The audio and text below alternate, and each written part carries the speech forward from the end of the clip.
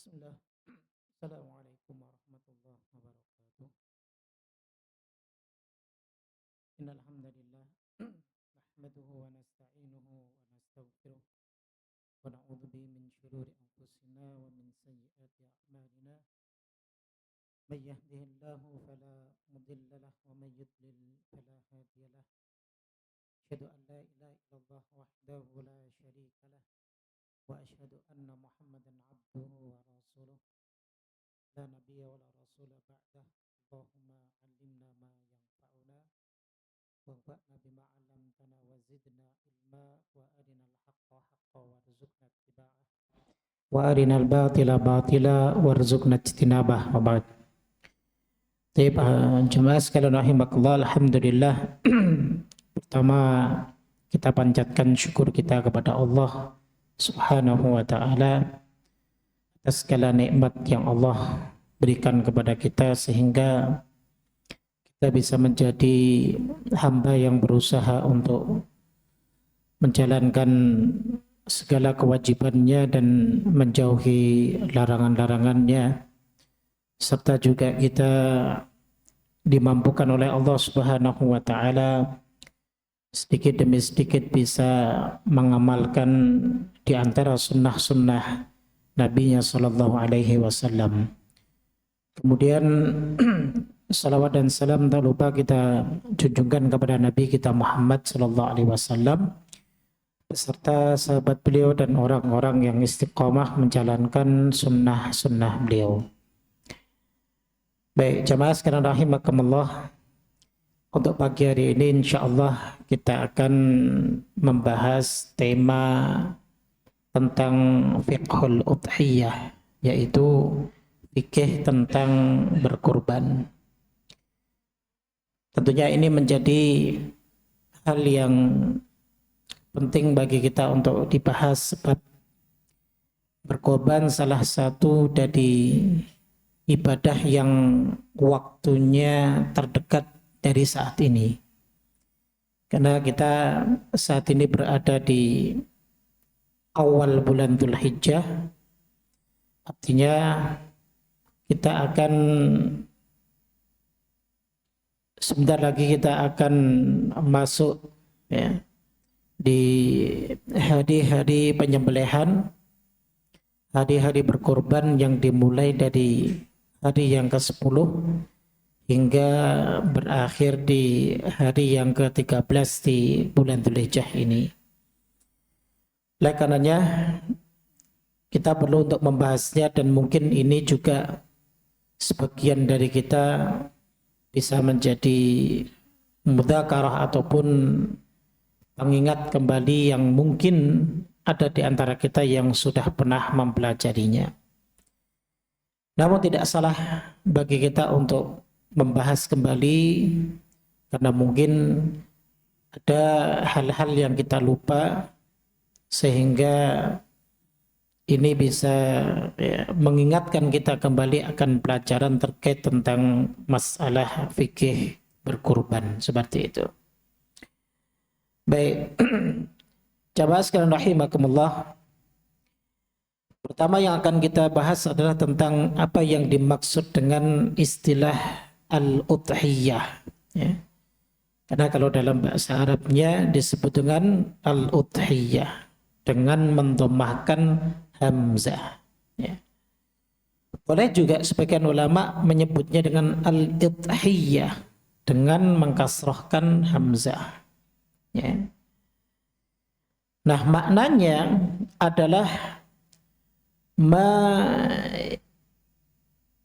yudhka atau ma yudhakka taqarruban ila Allah Ta'ala fi ayyamin nahri, sesuatu yang disembelih untuk mendekatkan diri kepada Allah fi ayyamin nahri, pada hari-hari nahar.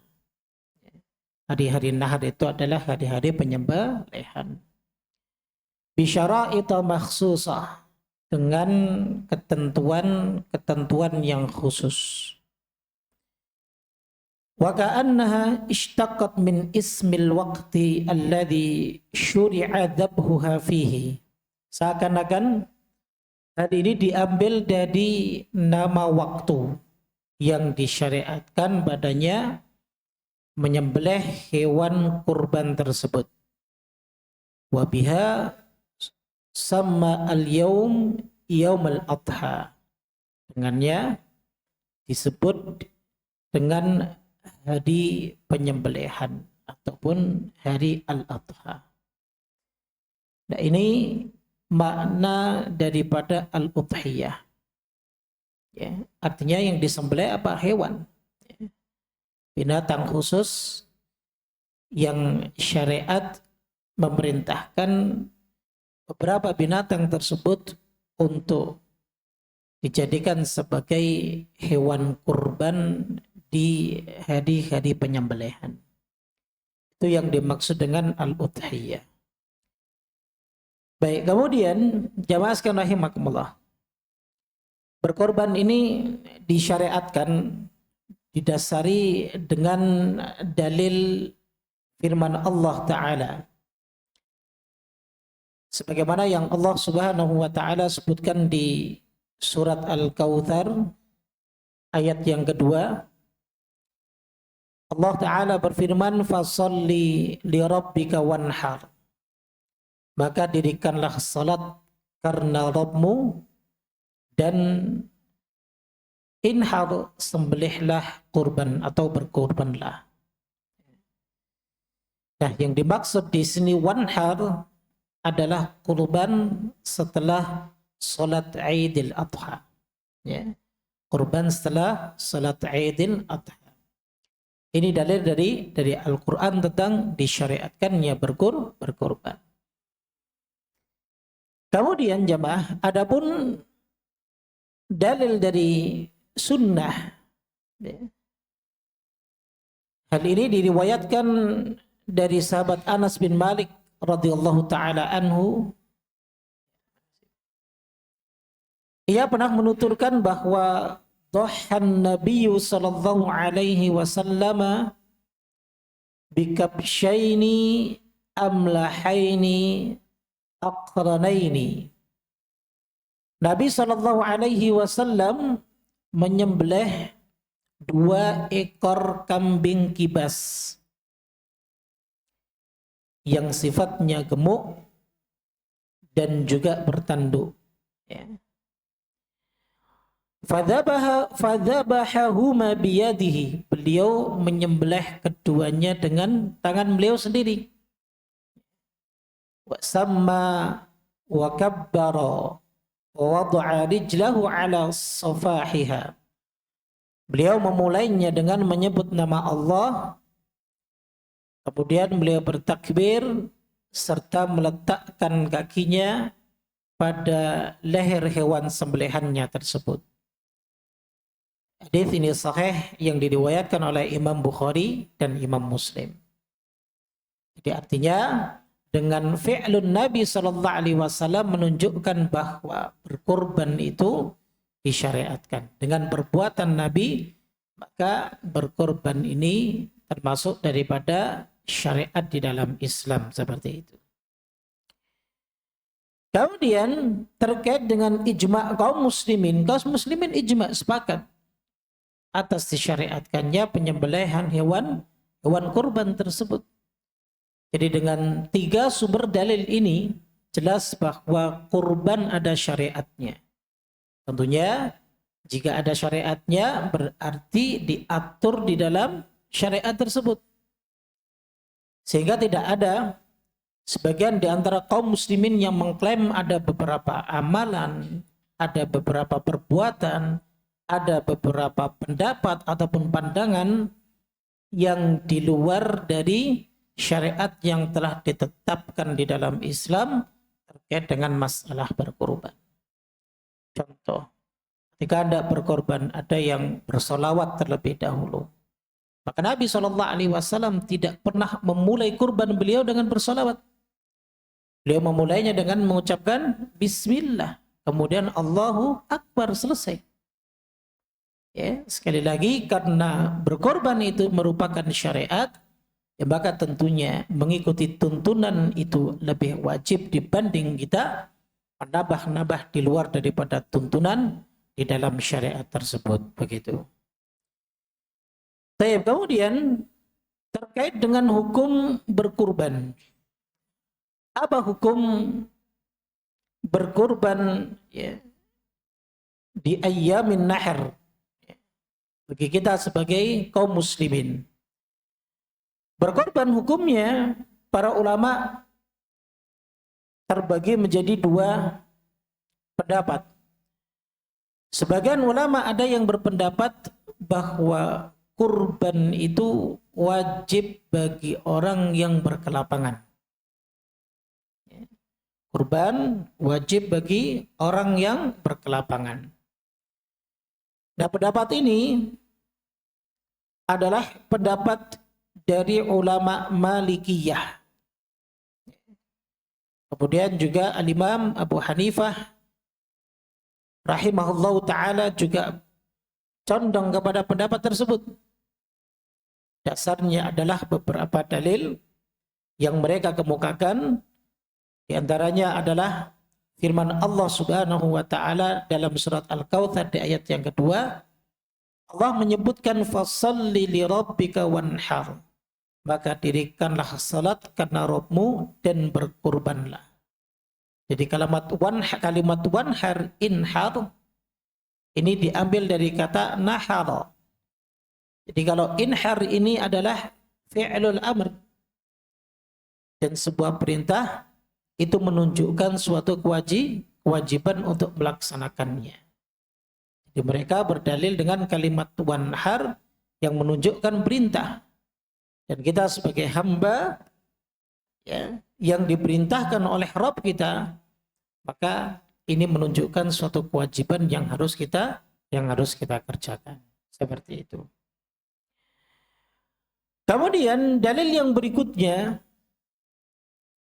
adalah sabda Nabi sallallahu alaihi wasallam dalam sebuah hadis yang dibawakan oleh sahabat Jundab bin Sufyan.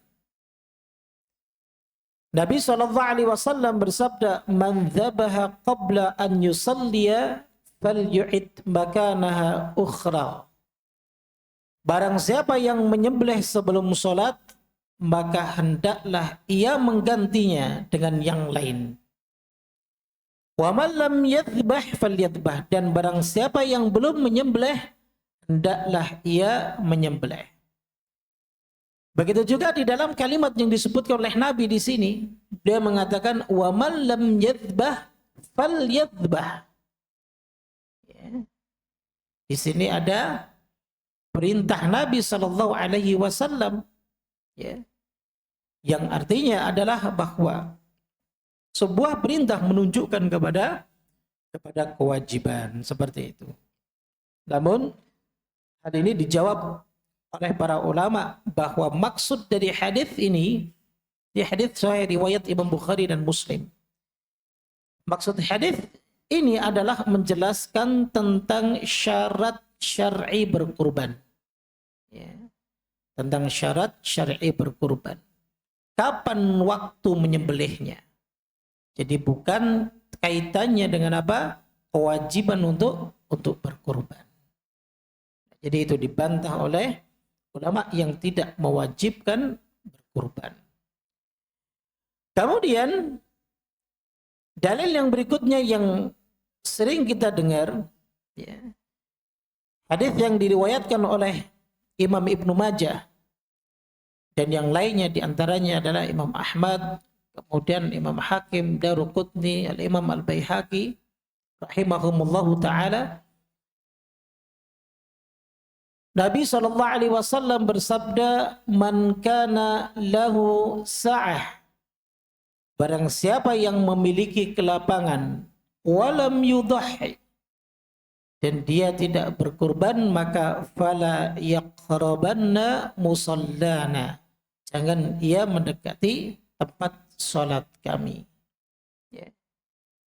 Biasanya ini dijadikan dalil, ya, untuk memberikan motivasi akan wajibnya berkurban. Dan ternyata hadis ini merupakan hadis yang derajatnya mauquf. Jadi tidak sampai kepada Nabi Shallallahu Alaihi Wasallam, ya, sehingga tidak bisa dijadikan sebagai hadis tunggal yang mewajibkan suatu amalan ataupun suatu perbuatan. Andaikan ada penopang hadis-hadis yang lain yang benar-benar menjelaskan tentang wajibnya berkorban, ya maka tentunya korban itu bisa hukumnya menjadi wajib seperti itu. Ya. Jadi pendapat yang pertama, ya, menyebutkan bahwa berkorban itu wajib bagi yang mampu.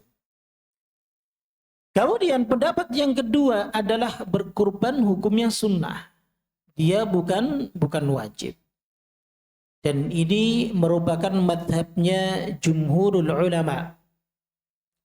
Di antaranya adalah Imam Malik, Imam Syafi'i, kemudian Imam Ahmad, kemudian Abu Thur, kemudian Ibnul Munzir, Dawud, Ibnu Hazm, dan yang lain sebagainya. Mereka menyatakan bahwa berkorban itu hukumnya sunnah, bukan wajib. Ya. Sehingga, ya, tentunya pendapat jumhur inilah pendapat yang lebih kuat. Ya. Maka bagi mereka yang seandainya pun memiliki kelonggaran dan keluasan rezeki dan mereka tidak berkorban, maka tidak berdosa. Ya. Akan tetapi meskipun mayoritas ulama menghukumi berkorban itu sunnah, mereka tetap memberikan motivasi agar supaya jika kita mampu, maka hendaklah kita berkorban seperti itu, ya. Wallahu taala a'lam bissawab. Nah. Kemudian yang berikutnya tentang hewan yang dikurbankan, jemaah. Apa hewan yang dikurbankan? Apakah kita boleh berkurban dengan ayam? Ya. Atau mungkin berkurban dengan yang lebih murah dari ayam, burung misal. Ya. Atau bisa dengan hewan-hewan unggas yang lainnya. Tentunya ini lebih murah dari binatang-binatang yang kita sudah maklumi, kita sudah ketahui. Di antaranya adalah sapi, domba, dan unta. Seperti itu. Nah, di sini terkait dengan hewan yang dikurbankan, maka telah ditetapkan tidak boleh dijadikan sebagai kurban kecuali hewan ternak yang masyhur dan yang disebutkan oleh Nabi Shallallahu Alaihi Wasallam, yaitu apa? Unta, sapi, domba, dan juga biri-biri. Ya. Jadi hanya hewan ini saja. Sehingga jika ada seseorang yang berkorban dengan selain hewan ini, maka kurbannya tidak sah, seperti itu. Hal ini berdasarkan firman Allah Azza wa Jal yang disebutkan dalam surat Al-Hajj ayat yang ke-34. Liyadhkuru smallahi ala ma razaqahum min bahimatil an'am.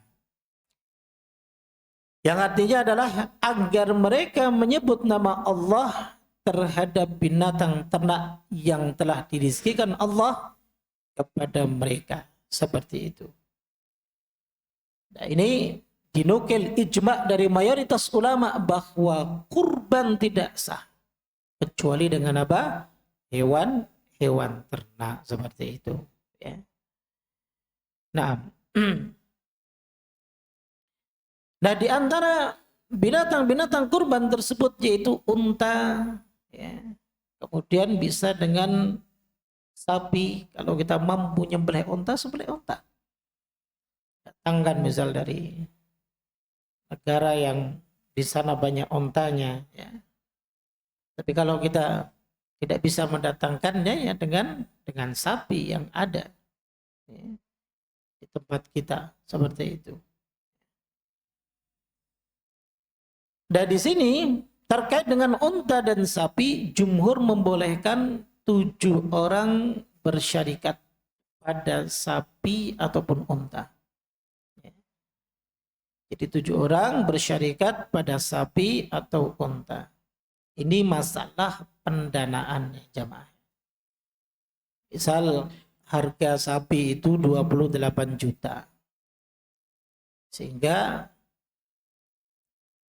setiap ataupun masing-masing orang yang berkorban, karena pembiayaannya maksimal adalah 7 orang, tinggal dibagi 28 juta dibagi 7. Sehingga masing-masing mengeluarkan uang 4 juta. Seperti itu. Nah, kalau semisalnya salah satu di antara yang termasuk dari orang iuran tersebut, ya, jadi 7 orang tersebut, misal dia menginginkan untuk mengambil sapi yang lebih mahal lagi. Jadi iurannya sudah 4 juta. Tapi ternyata ketika dia datang ke tempat penjualan sapi, kok ada yang lebih besar. Cuman harganya 30 juta ataupun misal 31 juta. Biasa pedagang sapi, Pak, pilih yang ini aja 30 juta. Kemudian karena yang salah satu dari 7 orang ini adalah dia bagian panitia juga misalnya, dia tawar, boleh nggak 28 juta? Misalnya sapinya beratnya 500 kilo lah. Begitu. Nah, pedagangnya bilang, untuk kurban itu nggak boleh ditawar, Pak. Kira-kira benar nggak? Buat kurban kok ditawar? Boleh nggak, Pak? Kan buat kurban, Pak. Boleh. Ya boleh lah. Kan itu transaksinya. Ya. Karena terkadang sebagian mereka para pedagang hewan kurban itu dengan dalil bahwa binatang tersebut untuk kurban jadi nggak boleh ditawar. Ini salah. Karena pada saat itu masih transaksi. Nanti kalau sudah dibeli baru dijadikan hewan kurban begitu. Nah, akhirnya karena yang 31 juta ini lebih besar, maka salah satu dan dia termasuk panitianya memilih yang 31 juta. Sehingga dia nambahin dari yang tadinya iurannya 4 juta, dia tambah 3 juta. Untuk dia sendiri 7 juta. Boleh enggak? Boleh. Masya Allah, boleh. Ternyata tidak boleh. Ternyata tidak boleh. Kenapa? Karena untuk pengadaan itu semua harus sama nominalnya. Kalau 4 juta semua 4 juta. Kalau 5 juta semua 5 juta. Kalau 4 juta 200 semua 4 juta 200. Kecuali bagi yang nambahin tersebut dia jadikan sebagai hibah untuk 6 orang lainnya.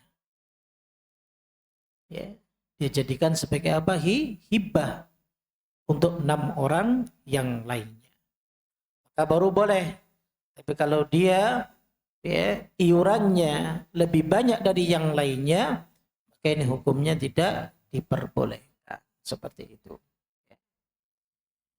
Baik, terkait dengan 7 orang bersyarikat pada sapi ataupun unta, sebagaimana dalam sebuah hadis yang diriwayatkan oleh Imam Muslim dari sahabat Jabir bin Abdullah radhiyallahu taala anhu, ia berkata, naharna ma'a Rasulillah sallallahu alaihi wasallam 'amal Hudaybiyah. Kami menyembelih kurban bersama Rasulullah pada tahun Hudaybiyah, al-badanata dengan unta an sab'atin untuk 7 orang. wal baqarata an sab'atin, dan sapi untuk 7 orang. Ya, jadi onta untuk 7 orang dan sapi untuk 7 orang. Dan beliau juga berkata, ya, kunna natamatta'u ma'a Rasulillah sallallahu alaihi wasallam bil umrati fanadhbahu al-baqarata an sab'atin nashtariku fiha. Dahulu kami bertamattu' bersama Rasulullah sallallahu alaihi wasallam dengan umrah. Lalu kami menyembelih seekor sapi untuk 7 orang, yaitu kami berserikat padanya. Ya. Jadi untuk sapi dan unta boleh berserikat 7 orang. Seperti itu. Ya. Namun, ya, sebagian para ulama ya, membolehkan untuk unta 10 orang. Untuk unta 10 orang.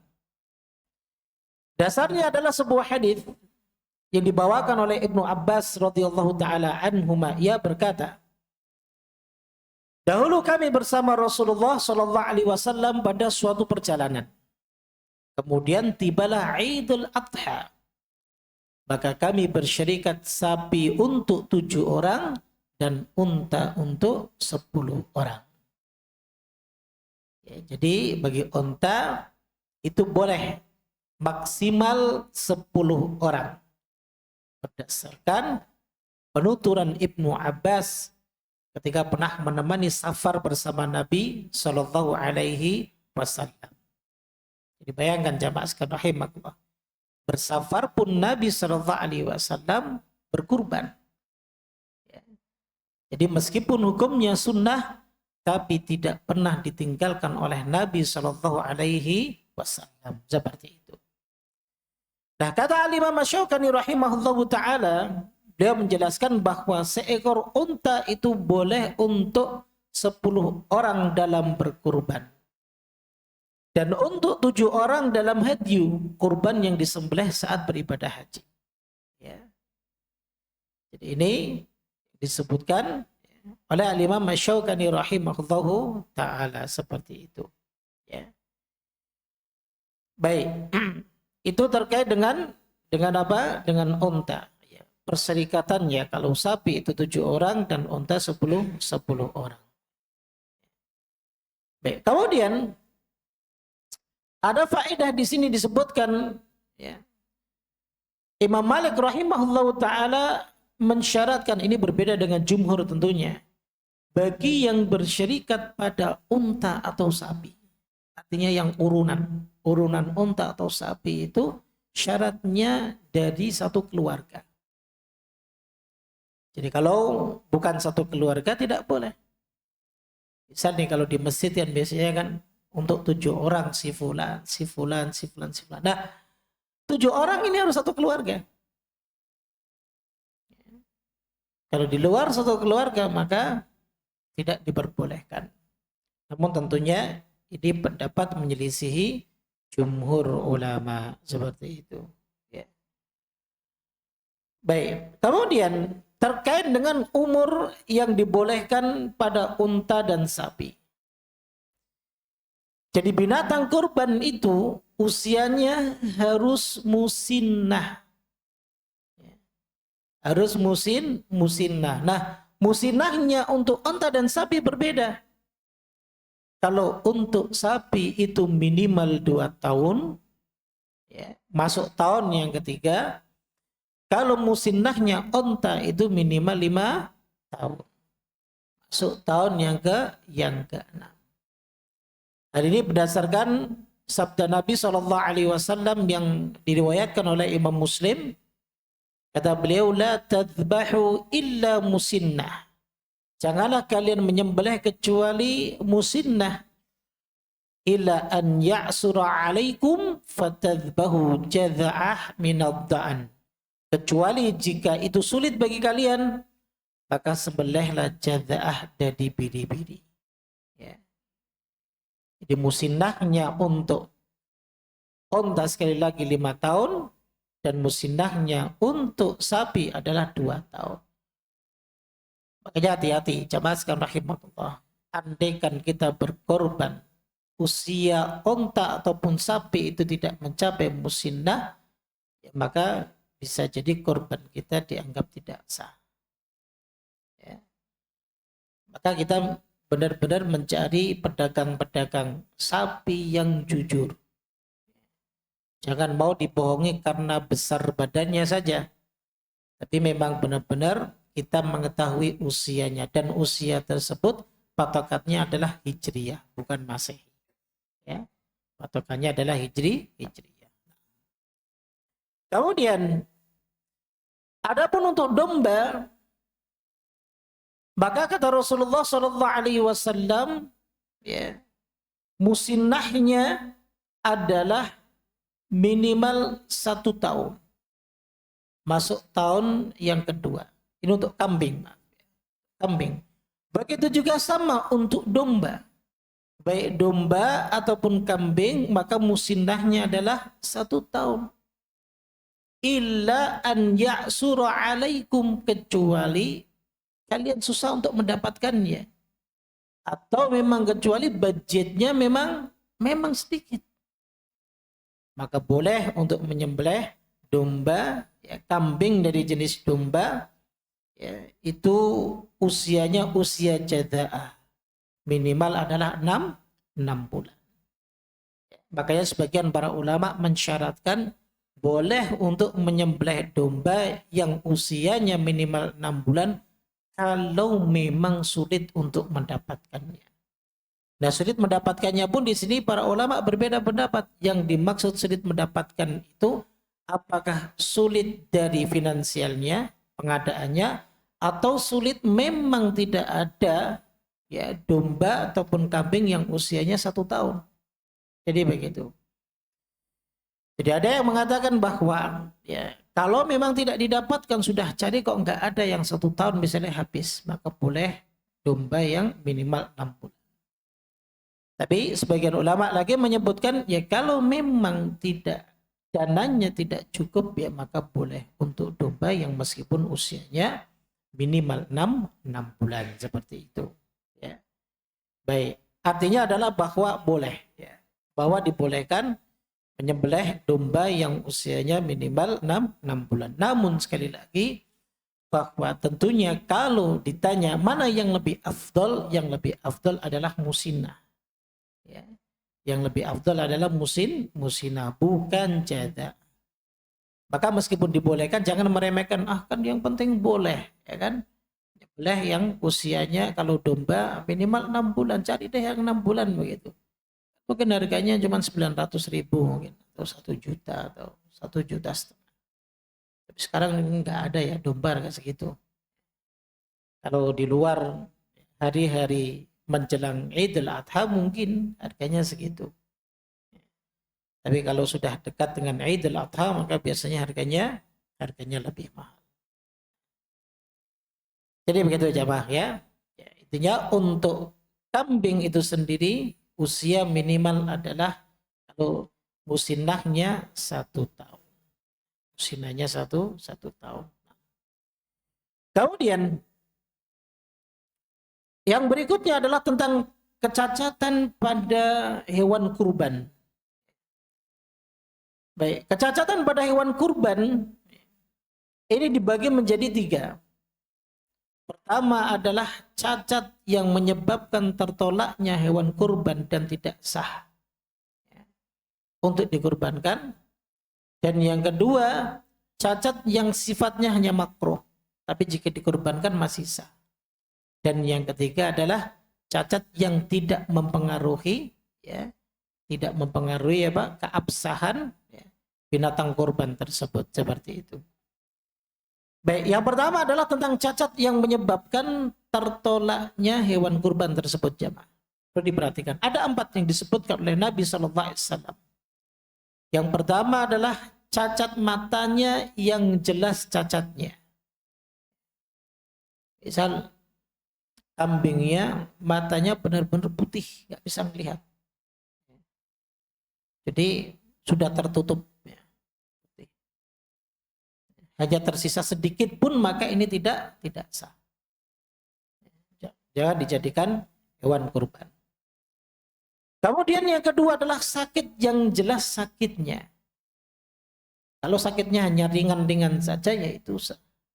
Tapi kalau sakitnya yang jelas-jelas benar-benar sakit, ya, ya maka ini tidak sah dijadikan kurban. Ya, untuk mengetahui binatang tersebut sakit ataupun tidak, akhirnya butuh pendamping, ya, dokter hewan. Butuh pendamping yaitu dokter hewan. Makanya seyogyanya bagi mereka para penjual binatang kurban itu, mereka harus didampingi oleh dokter hewan yang tahu. Jangan asal yang penting meraup keuntungan, lalu kemudian mereka berdagang asal-asal. Ada yang sebagian pedagang itu yang sudah membawa kambingnya dari kampung, dari daerah 1 bulan sebelum Idul Adha.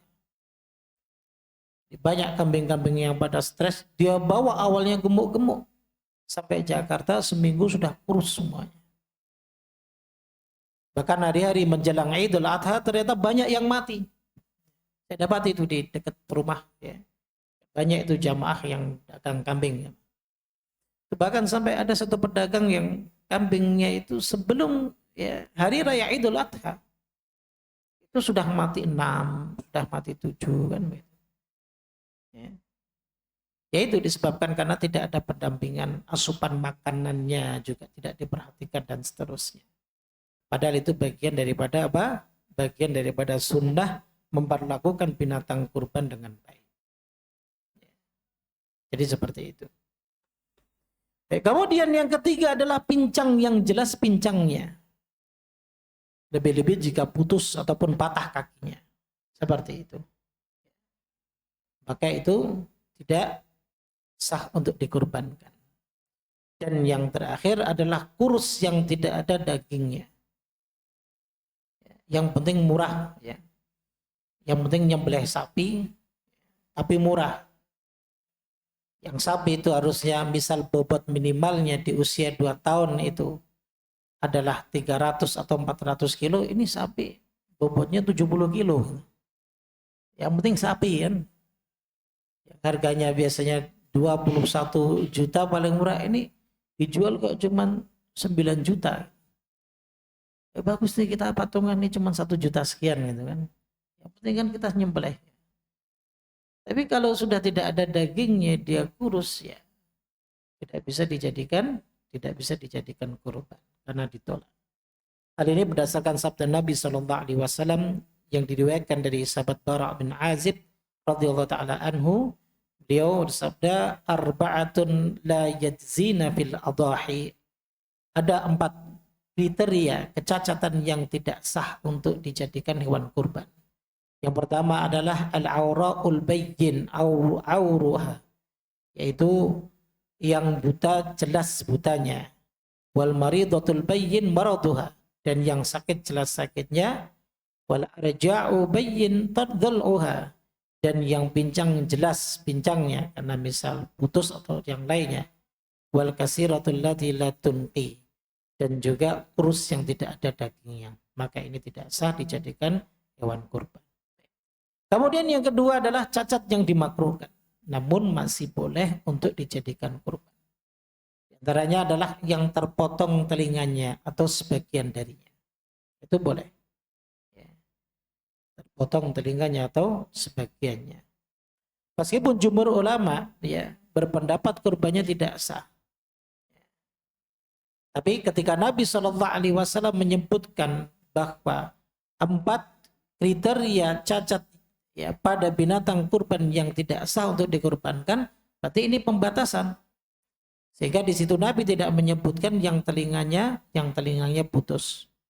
Ya, jadi ini sifatnya makruh karena tidak sempurna, namun tetap sah untuk dikurbankan. Seperti itu. Ya.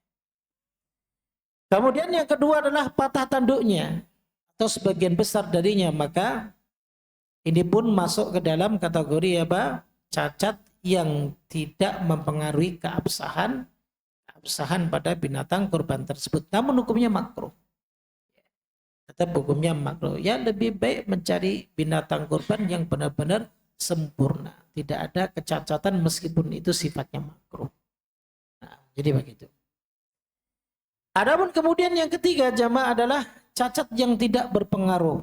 Kalau cacat yang tidak berpengaruh ya di luar dari tadi semua yang disebutkan.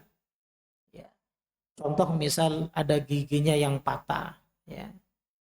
Mungkin terpotong ekornya, mungkin ada yang hidungnya ternyata terpotong, atau mungkin hewan yang dikebiri pun dibolehkan, ya. Yang dikebiri, ya. Jadi bukan yang zakarnya yang dipotong ya, tapi kalau dikebiri itu berbeda dengan yang zakarnya dipotong. Kalau yang zakarnya dipotong, maka syariat ya memasukkannya ke dalam ada binatang yang tidak sah untuk dikorbankan. Tapi kalau yang dikebiri, maka itu boleh. Bahkan Nabi SAW pernah menyembelih ya, binatang kurban dari hasil pengebirian. Sehingga kan lebih gemuk kan, lebih bagus. Itu pernah dilakukan oleh Nabi SAW. Baik, kemudian yang berikutnya jamaah sekalian rahimakumullah. Ada beberapa hal-hal yang dianjurkan pada hewan kurban, artinya sifat-sifat sempurna pada hewan kurban yang dimaksud. Yang pertama adalah dianjurkan pada hewan kurban itu gemuk dan sempurna. Jadi jangan karena hanya ingin bisa dapat 2 binatang ataupun 2 hewan kurban sehingga dia milih yang kurus-kurus. Jadi 2 hewan kurban yang kurus dengan 1 hewan kurban yang gemuk tentunya lebih afdal 1 hewan kurban yang gemuk. Artinya adalah bukan jumlahnya yang dianjurkan, namun lebih kepada apa? Lebih kepada sifat hewan kurban tersebut yang sempurna. Semakin sempurna sifat-sifat hewan kurban tersebut, sehat, gemuk, besar, ya maka semakin baik. Kalau kita punya kemampuan seperti itu. Kemudian yang kedua, hewan ternak yang paling afdol. Mana yang paling afdol? Apakah sapi, ataupun onta dulu, ataupun kambing dulu? Maka di sini para ulama berbeda pendapat. Kalau jumhur ulama menyebutkan onta tentunya yang paling afdol. Baru setelah itu sapi dan kemudian kambing.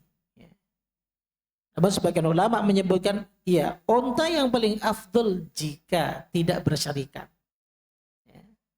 Antum nih beli onta nih 100 juta tuh nih. Untuk sendiri, nah itu bagus afdol. Atau sapi yang antum sembelih sendiri. Ada nggak di sini yang nyembelih sapi sendiri? Saya tidak berserikat dengan yang lainnya. Saya sendiri Ustadz. Saya beli 30 juta seperti itu. Nah, itu afdal ya. Afdal itu bagus ya. Tapi kalau berserikat ya, maka sebagian ulama menyebutkan yang afdal itu tentunya apa? Tentunya kambing. Dasarnya apa? Dasarnya karena ya terkait dengan masalah kurban. Kurban ini kan merupakan syariat yang diawali dari Nabi Ibrahim alaihissalatu wassalam dengan Nabi Ismail alaihissalatu wassalam, lalu Allah menggantinya dengan apa? Dengan domba, dengan kambing. Maka dari situ yang paling afdal itu adalah kambing ataupun domba. Lalu kemudian yang berikutnya dan yang berikutnya. Jadi seperti itu. Wallahu a'lam bishawab. Tapi yang jelas bahwa ya, mau berkurban apapun tapi yang baik adalah binatangnya yang memiliki sifat sempurna. Ya, memiliki sifat sempurna. Nah. Kemudian para ulama juga menyebutkan di antara warna, ya, warna pun juga diperhatikan.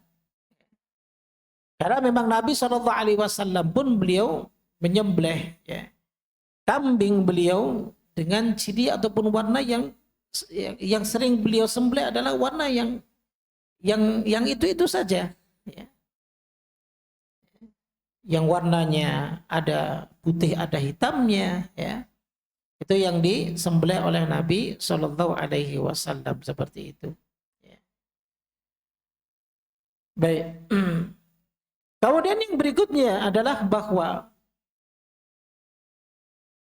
tidak ada syarat bahwa hewan kurban itu harus jantan.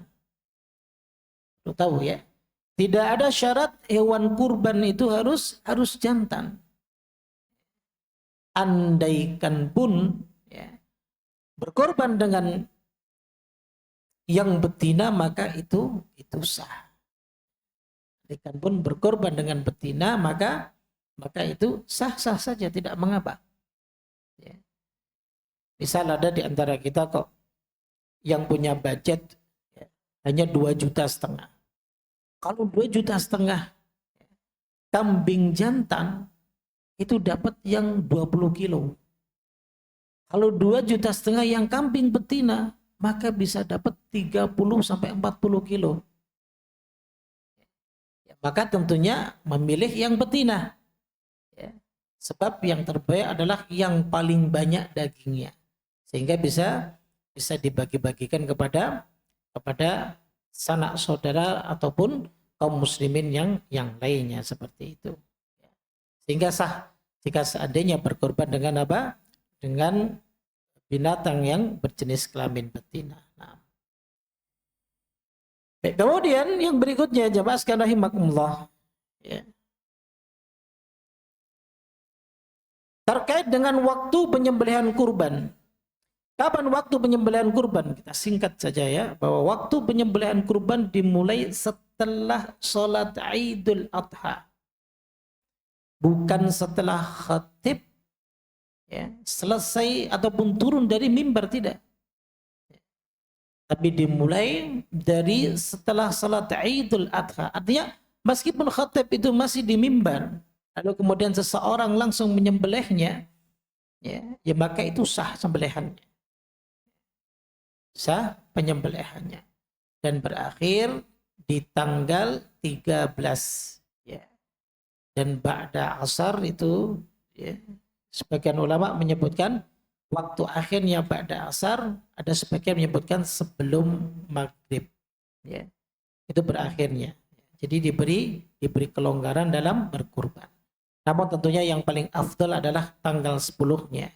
Di antaranya adalah karena tanggal 10-nya masih termasuk 10 awal bulan Dzulhijjah yang merupakan hari-hari terbaik ya. Hari-hari terbaiknya dunia, dan setiap amal yang kita kerjakan itu nilai pahalanya sangat besar sekali di sisi Allah Azza wa Jalla. Seperti itu ya. Kemudian yang berikutnya adalah tempat penyembelihan. Adapun tempat penyembelihan jemaah sekalian rahimakumullah, maka dimanapun itu kita sukai, ya kita boleh menyembelih di mana saja. Ya. Jadi sebenarnya tidak harus berkorban ya, dititipkan di panitia. Misalnya panitia di masjid. Ya. Tidak perlu. Tapi kalau memang nggak mau repot, ya boleh kita titipkan ke panitia masjid.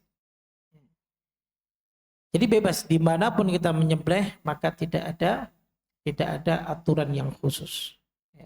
Tidak ada aturan yang khusus. Kalau kita mau sembelih sendiri di rumah, ya, maka itu tidak mengapa. Cuman ya tradisinya para sahabat radhiyallahu taala anhum, mereka menyembelihnya ya di tempat setelah mereka mengerjakan sholat Idul Adha.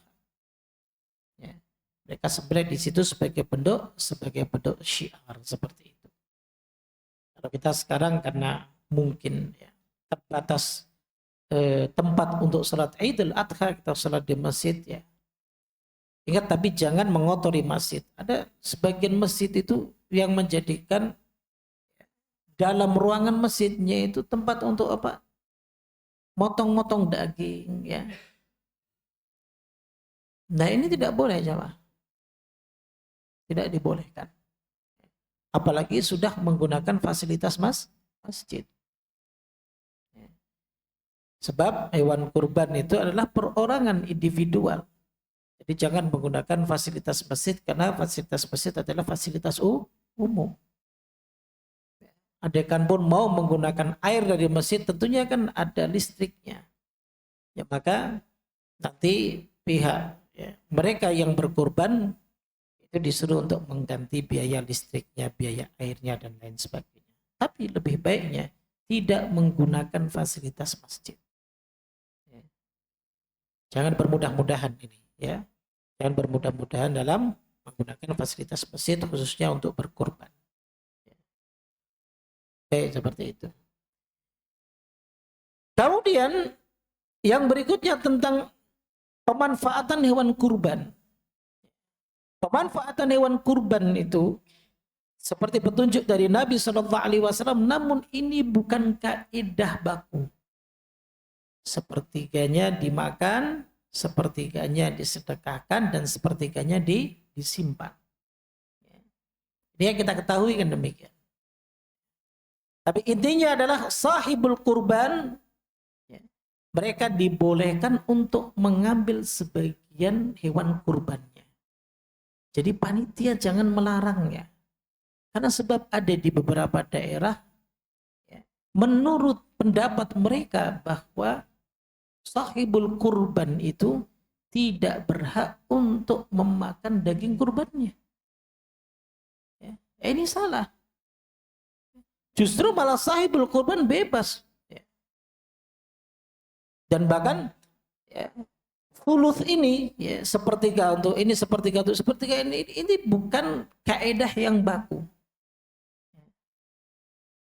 Begitu juga pembagian hewan kurban itu tidak hanya dibagikan kepada fakir miskin saja.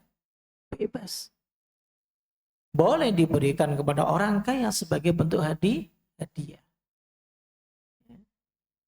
Jadi tidak terpaku kepada fakir miskin saja, kan, tetapi boleh dibagikan sebagai bentuk hadiah. Dan bahkan boleh dibagikan kepada non-muslim. Dibagikan kepada non-muslim. Dengan tujuan apa? Mu'allafatul qulubuhum. Untuk apa? Melunakkan artinya agar mereka simpati kepada Islam. Seperti itu. Baik. Jadi intinya adalah bahwa sahibul kurban itu bebas untuk mengambil seberapa pun yang dia mau. Maka bagi panitia kurban ini nggak perlu melarang. Belum melarang ya. Dan panitia kurban itu bukan mustahik ya. Ingat. Panitia kurban itu bukan mustahik, artinya begini. Jangan mentang-mentang panitia kurban lalu minta jatahnya lebih banyak. Kalau kita yang motong-motong udah capek, yuk kalau ngerasa capek nggak usah jadi panitia. Nggak usah jadi panitia. Kalau mau ngambil ya sesuai dengan bagian. Kalau per plastik itu misalnya 1 kilo, ya sudah diambil 1 kilo. Jadi intinya jangan merasa ingin dibayar, ya, ingin dapat jatah lebih, ya, maka dia berdalil bahwa dirinya adalah panitia, maka dia berhak untuk mendapatkan lebih. Ini tidak boleh. Tidak diperbolehkan. Suka relawan. Panitia itu relawan, bukan mustahik. Bukan mustahik seperti mustahik zakat, itu bukan. Tapi sifatnya relawan. Andaikan pun dapat, dia dapat sama sebagaimana pembagian kepada yang lainnya. Kadang enggak kalau kepala sapi khusus panitia gitu. Hati sapi khusus panitia. Terus apa? Paha sapi yang kiri khusus panitia. Itu khusus panitia semuanya.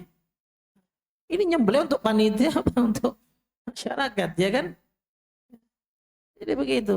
Ikhlaskan ya niatnya karena Allah Azza wa Jalla untuk membantu kaum muslimin yang dengan adanya panitia kurban ya seperti yang ada di masjid-masjid, maka itu mempermudah ya, dalam pendistribusian. Kan? Jadi tahu, oh apalagi nanti dari pihak RT biasanya RW datang, oh ini dari kami yang sekiranya bisa dibagikan kepada mereka, ya bagikan. Mereka harus fakir miskin, ya, nggak usah ribet. Jadi yang ada saja di depan kita bagi-bagi yang paling dekat sini saja. Lingkungan sini RW berapa RT, udah bagi. Selesai. Ya kan? Jadi gitu. Kemudian yang berikutnya adalah bagian yang tidak dimanfaatkan dari hewan kurban. Yang terakhir, pertama, tidak boleh menjual sesuatu dari anggota badan hewan kurban. Baik kulit, ya, ataupun bulunya, atau dagingnya, atau tulangnya, dan yang lainnya. Tapi kalau sudah ya, diterima oleh sang penerima, maka bagi dia bebas. Kan? Yang dimaksud ini adalah bagi mudhahi, ataupun mungkin bagi panitia. itu tidak boleh menjual. Hal ini ya, sebagaimana sabda Nabi SAW, wala tabi'u luhumal hadi wal adahi. Janganlah kamu menjual daging sembelihan karena dam, ya, dan juga kurban. Fakulu wa tasaddaqu wastamta'u bijuludiha wala tabi'uha. Makan, ya, sedekahkan dan manfaatkan kulitnya serta jangan menjualnya. Jadi seperti itu. Jadi nggak boleh menjual. Kemudian untuk upah tukang jagal tidak boleh diberikan dari sembelihan tersebut. Jadi kadang tukang jagal, udah nggak apa-apa deh, saya nggak usah dikasih, cuman saya minta kepala. Itu sama saja, kamu diupah dengan kepala. Ya. Jadi khusus, makanya bagi para mudhahi, orang yang berkurban, andaikan dia dititipkan di masjid, mintalah uang untuk apa? Ya, untuk ya penyembelihnya dan yang lain sebagainya. Akomodasinya harus minta juga, plastiknya juga. Jangan sampai nggak masjid ada kas, jangan pakai kas masjid. Jangan pakai kas masjid karena ya, udhiyah ataupun berkurban itu ibadah individu. Sedangkan masjid itu adalah milik umat seperti itu. Kalau untuk kepentingan masjid secara umumnya maka boleh, kalau itu tidak diperbolehkan. Nah, adapun jika misalnya ya tukang jagal itu sifatnya diberi hadiah, kepalanya deh buat ini, tapi tetap itu tidak mengurangi jagalnya, maka tidak. Ya. Atau mungkin di antara panitia itu ada yang bisa nyembelih, itu lebih bagus, ya kan? Dan nyembelih lebih bagus. Terkadang dalam satu kecamatan itu hanya satu tukang jagal, sehingga Pak nunggu nih panitia, sore baru tukang jagalnya datang. Ini kan memperlama. Padahal yang disunnahkan itu adalah apa? Menyegerakan penyembelihan agar supaya dagingnya bisa dimakan segera. Jadi tujuannya itu. Ya, kalau kita enggak, aduh, kita perlu ganjel dulu Ustaz nasi uduk. Saya pernah mau terapkan di Musola Nurul Iman tahun lalu. Pokoknya kalau setelah sholat, ya, siap nih yang mau nyembelih langsung. Ternyata juga molor-molor juga. Ya. Sekitar jam 10 atau jam berapa baru disembelih. Sehingga mereka sudah kenyang nasi uduk dulu. Yang nasi uduk dulu. Terusnya lebih afdolnya adalah bisa makan dari sembelihan tersebut. Baik, kemudian ya, yang terakhir terkait dengan berkorban di luar daerah. Hukumnya bagaimana? Artinya pemindahan ke daerah yang lain atau ke negeri yang lain. Jadi hukum asalnya berkorban itu adalah di tempat di mana kita tinggal. Itu hukum asalnya. Namun jika seandainya di tempat lain ada yang lebih membutuhkan, ya, dibanding di tempat ya, orang tersebut, ya, maka itu hukumnya dibolehkan. Jika manfaatnya lebih besar di tempat yang lain, maka hal tersebut dibolehkan. Hal ini berdasarkan penuturan dari sahabat Jabir bin Abdullah radhiyallahu taala anhu tentang daging sembelihan. Beliau berkata, kami tidak makan daging onta kami lebih dari 3 hari di Mina. Lalu Nabi memberikan keringanan kepada kami lewat sabdanya, silakan makanlah, silakan memakannya dan jadikanlah sebagai perbekalan. Maka kami memakannya dan menjadikannya sebagai perbekalan. Ini dijadikan oleh para ulama bahwa tidak harus dimakan di tempat di mana mereka menyembelih, tapi boleh dimanfaatkan di tempat yang lainnya. Seperti itu. Sama dengan misal kita berkorban, tidak harus di tempat misalnya di Jakarta. Kalau kita ingin berkorban di kampung, silakan berkorban di kampung. Tapi ingat ya, bahwa menyembelih hewan kurban sesuai dengan waktu sholatnya mudhahi. Paham enggak? Misal kalau di Indonesia ini kan sering terjadi perbedaan sholat Idul Adha. Kan? Ada yang kadang dahuluin pemerintah, ya enggak? Kadang juga ada yang ngikutin Saudi, kan begitu. Sehingga ada yang mendahului pemerintah berdasarkan misal berdasarkan hisab, ya. Dan padahal pemerintah belum apa? Belum ru'yatul hilal. Sehingga akhirnya berbeda waktunya. Atau ada yang ngikutin Saudi. Di hari rayanya ngikutin wukuf di Arafah kan begitu. Lalu kemudian ada di antara kita yang contohnya karena yang mendahului. Misal kita mengikuti Saudi. Ya, tentunya saya tidak sebut tepat teman ini. Nah, kemudian kita menitipkan hewan kurban kita di masjid yang hari rayanya mengikuti pemerintah. Atau begitu kan? Ataupun sebaliknya, kita mengikuti pemerintah, tapi ternyata hewan kurbannya kita titipkan di masjid yang hari rayanya ikutin Saudi. Nah, boleh enggak? Misalnya dahului pemerintah, dahuluin pemerintah. Boleh enggak hewan kurban kita disembelih terlebih dahulu? Ya tentunya enggak boleh. Meskipun dititipkan di masjid yang sudah mengadakan sholat Idul Adha. Misalnya ini nih, masjid sini mengadakan sholat Idul Adha. Tapi kita nih yang berkorban, yang nitipkan di Masjid Al-Hidayah ini, ngikutin pemerintah. Idul Adhanya besok. Ya berarti disembelihnya setelah kita Idul Adha besok. Ya. Jadi bukan sebab karena masjidnya tersebut sudah Idul Adha, lalu kemudian mereka berhak untuk menyembelih. Ya, ini tidak sah nanti sembelihan kita aja. Ya, sembelihan kita tidak sah. Jadi mengikuti sahibul kurbannya. Dia sholatnya besok, ya berarti disembelihnya besok, tidak boleh disembelih lebih dahulu. Seperti itu. Ya sama, itu yang dikhawatirkan ketika misal kita dititipkan di negara yang lain yang ternyata ya sholat Id kita ya, sholat Id mereka lebih dahulu daripada sholat Id kita. Kalau disembelih terlebih dahulu ya tidak sah sembelihan kita. Dan harusnya sembelihan kita sesuai setelah kita mengerjakan sholat Id baru disembelih. Seperti itu. Wallahu ta'ala alam bishawab. Sedikit terkait dengan masalah apa? Masalah fikih berkurban. Baik. Ada yang ditanyakan sebelum kita tutup? Silakan.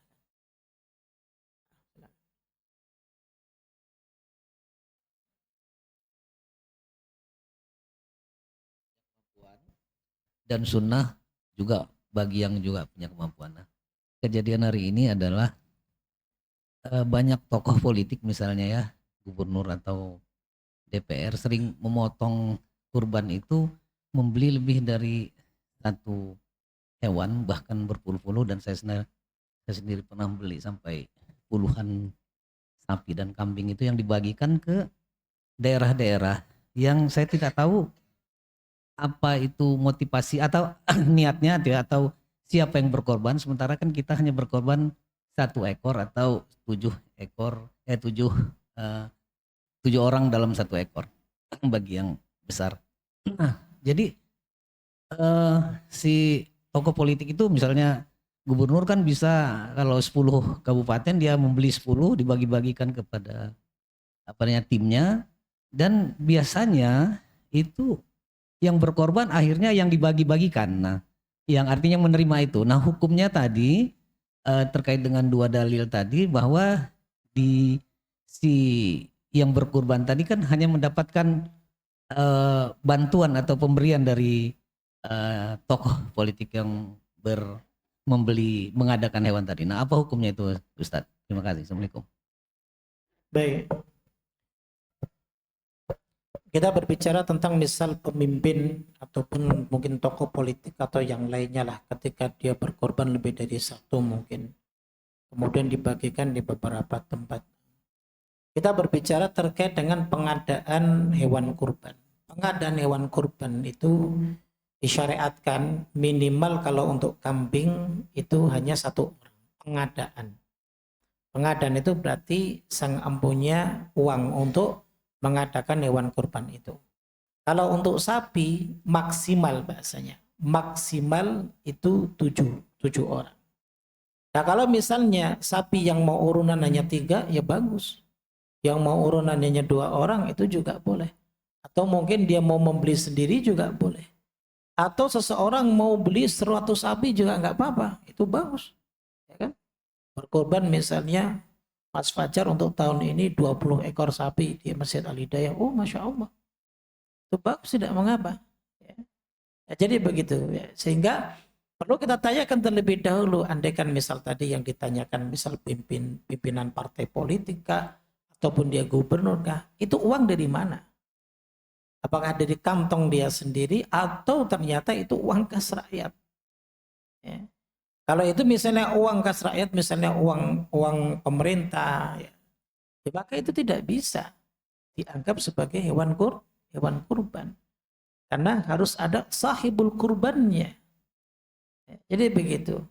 Nah, kalau misalnya itu uang dari gubernur atau misalnya itu uang dari ketua partai misal tadi yang ditanyakan, ya berarti sahibul korbannya yang gubernur tersebut.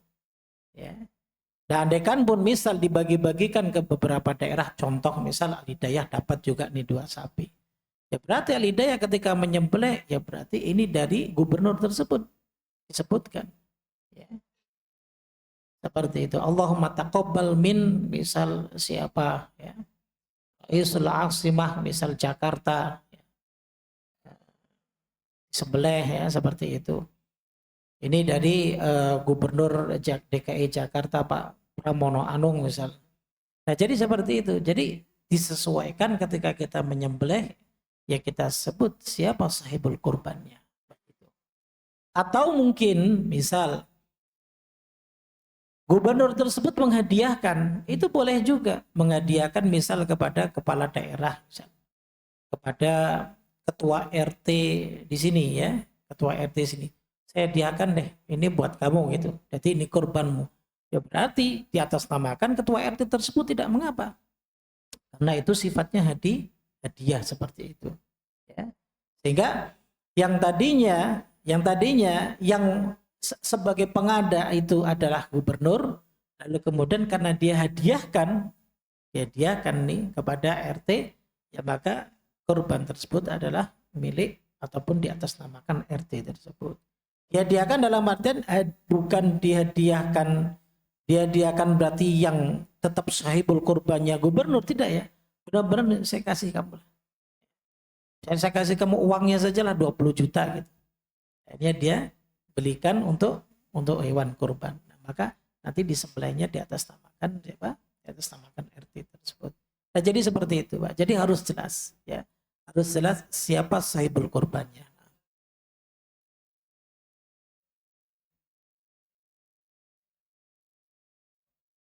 Hmm.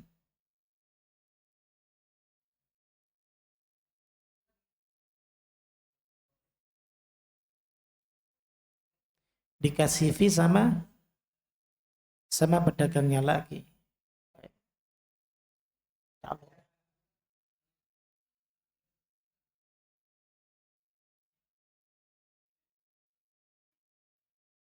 Komisi. Baik, hakikatnya kalau posisi kita memang posisi kita sebagai, kalau dalam fikih itu istilahnya adalah simsan, sebagai calo seperti itu, maka halal untuk menerima itu, tidak mengapa. Apalagi terkadang kan sekarang banyak nih tukang-tukang jual binatang hewan kurban itu, mereka justru malah sejak awal sudah menjanjikan kalau bisa jualkan, kalau bisa ini nanti bisa dapat fee dari saya. Jadi seperti itu. Ya maka hukumnya dibolehkan. Itu tidak mengapa. Karena memang itu sebagai hak kita. Dan itu sudah diniatkan oleh mereka para pedagangnya, maka dibolehkan. Gitu.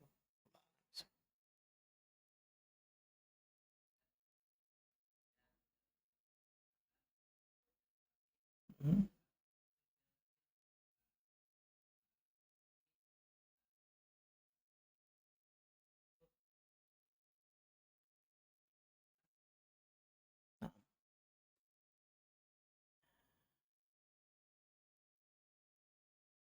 Mungkin yang antum maksud bahwa kita tidak boleh untuk mendapatkannya. Mungkin secara umum kan begitu. Nah, nanti masuk ke dalam apa seperti hadits Nabi Shallallahu Alaihi Wasallam itu kan, diberi mandat untuk menarik zakat, lalu kemudian dikasih hadiah kan. Mungkin ada sebagian yang memasukkan kasus tersebut ke dalam ke dalam kasus yang ada di zaman Nabi terkait dengan zakat. Maka perlu kita ketahui bahwa panitia kurban itu tidak seperti mereka amil zakat. Panitia kurban itu tidak seperti amil zakat. Artinya begini. Jika seandainya memang harga itu benar-benar sesuai, lah. Kita panitia kurban misal sudah memberikan sesuai dengan harga tersebut. Lalu kemudian di luar daripada itu, ya, mereka nih sang pedagang, ya, itu memberikan ya sebagai imbalan kepada kita, ya maka itu tidak mengapa. Ya. Hal itu tidak mengapa, karena memang panitia itu bukan amil. Sekali lagi, kecuali kalau amil yang sudah digaji dan sudah diberi, nah itu nggak boleh, Ustaz. Tapi kalau bukan amil, ya maka tidak mengapa. Jadi seperti itu. Ya. Tapi ingat ya, disesuaikan memang benar-benar harganya sekian. Harganya sekian dan kita sudah tawar menawar. Jadi seperti itu. Jangan ditawar nanti kamu dapat fee. Oh ya udah deh, boleh nggak apa-apa. Ini nggak boleh ya. Tapi kalau kita sudah tawar menawar lalu kemudian dia berikan fee kepada kita sebagai panitia, ya maka itu tidak mengapa. Allah Ta'ala alam bisawab. Boleh kalau misalnya ada yang punya pendapat lain, nggak ada masalah. Kan sifatnya istihad gitu. Ya, Pak.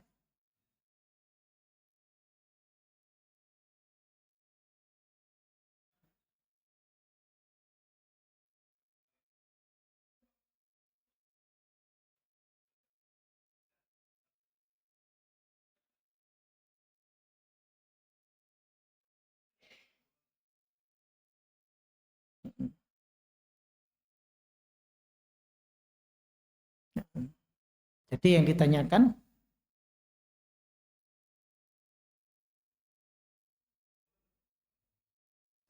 oh boleh nggak non muslim berkurban? Jatuhnya bukan kurban, Pak, karena non muslim. Syarat kurban itu adalah muslim. Oh tidak mengapa, nggak mengapa. Jadi nggak mengapa. Jadi itu sifatnya berarti dagingnya bukan daging kurban. Seperti itu. Itu hadiah dari mereka non muslim. Sehingga sebenarnya kalaupun kita sembelih tidak pasti setelah kita sholat id juga agak mengapa. Ya. Kita sembelih misalnya, kita sembelih sebelumnya aja gitu. Jadi sebelumnya biar besok bisa buat makan-makan paginya gitu. Itu tidak mengapa. Bebas kapanpun disembelih karena memang itu bukan binatang untuk dikurbankan. Ya mereka mungkin simpati kepada kaum muslimin, ya kan, lalu kemudian ya mereka ikut nyumbang lah untuk meramaikan seperti itu. Maka dalam agama kita ya kurban mereka nggak diterima. Secara akidah kita, keyakinan kita di dalam Islam, apa yang telah mereka sumbangkan ke kita ataupun mereka anggap itu sebagai bentuk kurban, ya itu tidak dianggap sebagai bentuk kurban. Maka saat menyembelih ya tidak perlu sebutkan misalnya ini dari Koh Ahong misalnya, nggak usah. Ya korporat ataupun misalnya ini dari PT ini, ya nggak perlu Pak. Jadi cukup Bismillah Allahu Akbar gitu saja untuk menghalalkan daging kurbannya tersebut. Lalu kemudian dibagikan ke semuanya bebas. Ya, sama seperti kurban juga sebenarnya dibagikan kepada siapa saja. Nah seperti itu Pak.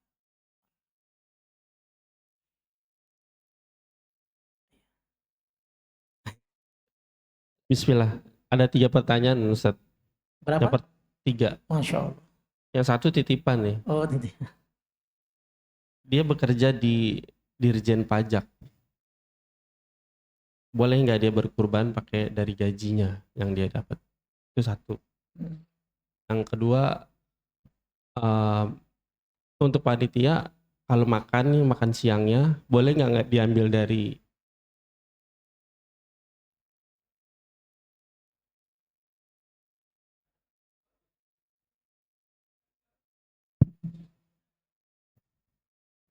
Tuan.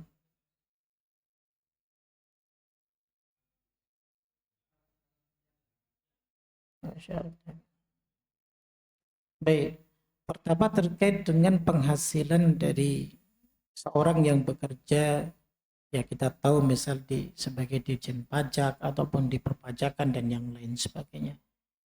Halal nggak sih hasil dari pekerjaan tersebut untuk dijadikan sebagai apa? Ataupun untuk dia berkurban dari harta tersebut.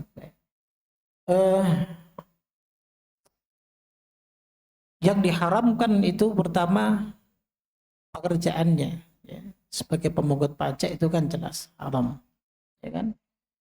Dan yang kedua tentang hasilnya. Pertama adalah kalau hasilnya tersebut dia berikan nafkah kepada keluarganya, maka yang dimakan oleh keluarganya menjadi halal. Yang dimakan oleh keluarganya menjadi halal. Syekh Muhammad bin Shalih Al-Utsaimin rahimahullah ta'ala, untuk walil aba, untuk bapaknya, maka haram baginya disebabkan karena dia bekerja misal di tempat yang haram. Tapi untuk anak dan istrinya, karena mereka punya hak dari kewajiban suaminya, maka nafkah tersebut menjadi hak. Jadi yang dikonsumsi oleh anak dan istrinya itu menjadi halal, sudah tidak haram lagi. Baik. Lalu kemudian bagaimana jika seandainya dijadikan sebagai bentuk sedekah dan yang lain sebagainya? Maka kita kembali kepada hadis Nabi SAW, innallaha thayyibun la yaqbalu illa thayyiban. Sesungguhnya Allah Subhanahu wa taala itu zat yang maha baik dan Allah tidak menerima kecuali dari hasil yang baik atau dari yang baik, seperti itu. Makanya biasanya yang dibahas itu terkait, kalau para ulama membahasnya terkait tentang haji. Ada orang yang dia punya penghasilan dari yang haram, lalu kemudian dia gunakan untuk berhaji. Bagaimana tentang hajinya? Sah atau tidak? Diterima ataupun tidak? Dan di sini sebagian ulama ada yang mengatakan ibadah ritual hajinya sah. Sah ritual hajinya. Mungkin dia pulang dapat gelar haji. Seperti itu. Namun adapun pahalanya diberi ataupun tidak, maka sebagian ulama ada yang mengatakan tetap dia diberi, namun dia berdosa sebab harta yang dia gunakan dari hasil haram. Ada yang mengatakan bahwa dia tidak diberi pahala sama sekali, sebab kenapa? Yang dia persembahkan dari hasil yang haram. Jadi seperti itu. Ini kalau penghasilan benar-benar murni dari yang haram. Nah sekarang ketika menjadi seperti bekerja di suatu tempat yang syariat itu mengharamkan, kayak misal di bank dan yang lain sebagainya. Nah apakah yang dikeluarkan itu juga hasil yang dikeluarkan ketika dia gunakan untuk ibadah, untuk bersedekah, untuk berkorban dan yang lain sebagainya, itu juga tidak diperbolehkan, ya. Maka sebenarnya dalam kaidah usul fikih itu ada disebutkan ma haruma akhdhuhu haruma i'tahu. Sesuatu yang haram dari ia dapatkan, maka haram pula untuk diberikan, seperti itu. Jadi tidak diperbolehkan, ya. Cuman yang jadi masalah, apakah penghasilan dia benar-benar murni dari tempat tersebut atau tidak? Seperti itu. Kalau memang benar-benar murni dari tempat tersebut dan tidak ada sedikit pun penghasilan yang halal, misalnya, ya maka ya wallahu taala a'lam bishawab, ya. Wallahu taala a'lam bishawab.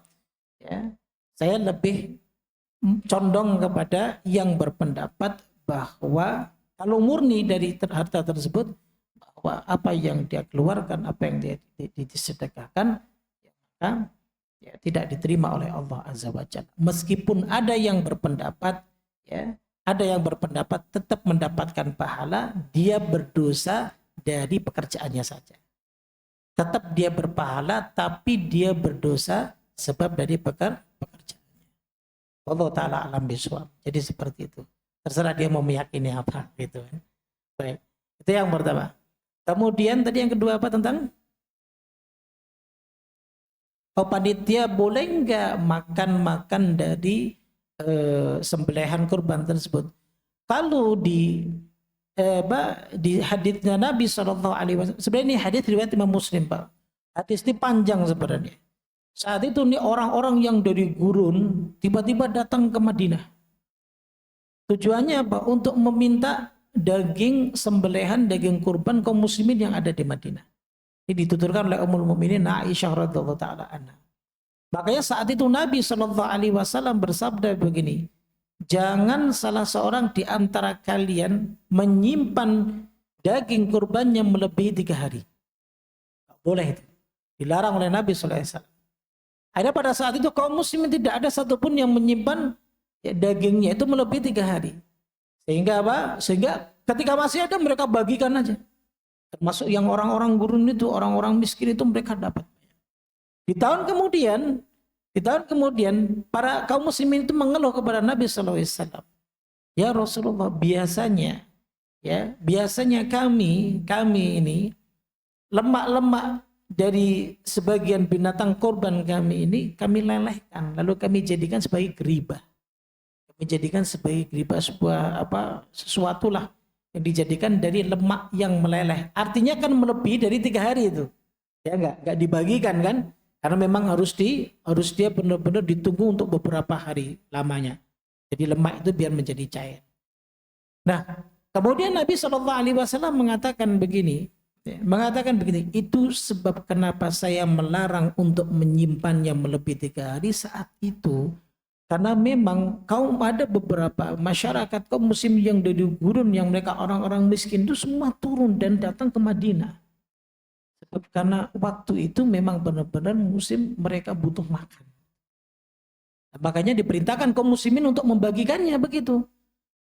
Nah, makanya Nabi SAW setelah itu beliau mengatakan untuk saat ini bebas, mau kalian simpan, mau kalian masak mau kalian gunakan, mau kalian masak untuk dibagikan, ataupun kalian untuk bagikan saja kepada fakir miskin ataupun untuk hadiahkan, maka silakan. Jadi sebenarnya daging kurban itu bebas. Nah makanya ya, kalau seandainya panitia memasak sebagian hewan kurbannya, memang itu jatah ya yang sama yang dibagikan kepada yang lainnya juga, tapi khusus untuk panitia juga sama dan dikumpulkan kemudian dimasak dimakan bareng-bareng, maka itu tidak mengapa. Itu pertama. Kalau tidak, ya berarti kita mengambil yang bukan hak kita. Yang kedua, kalau seandainya kita sudah izin kepada sahibul kurban, nanti bagaimana kalau sebagiannya kami masak ya buat makan panitia seperti itu. Lalu kemudian sahibul kurban sepakat, oh iya nggak apa-apa, ya itu boleh. Maka akan lebih baiknya izin terlebih dahulu kepada sahibul kurban. Itu lebih baik. Karena memang yang menentukan apakah ya daging tersebut ya mau diambil semuanya ataupun mau dibagikan seberapanya, maka yang menentukan itu adalah sahibul kurban. Panitia itu sifatnya hanya membantu. Ya, sifatnya membantu mendistribusikan. Jadi jangan sampai bilang begini, kan kita panitia berhak dong masak seberapapun. Itu jangan sampai seperti itu. Maka nanti akan ada kelonggaran, dia jadiin semua rendang lalu kemudian dia jual tuh panitia. Jadi gitu ya. Jadi akan lebih baiknya kenapa kita izin kepada sahibul kurban. Nah, seperti itu. Saya izin ya 2/3-nya saya jadiin sate, itu bukan izin namanya.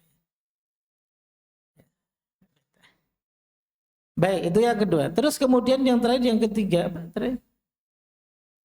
syarat jagal. Sebenarnya syarat tukang jagal itu, syarat utama kan dia muslim, nggak mungkin dia jagal bukan muslim, ya nggak. Kemudian yang kedua dia balik, nggak mungkin nggak balik, dia nggak tahu. Ya kan? Kemudian diantaranya yang ketiga ya adalah dia mahir, dia bisa bener. Ya.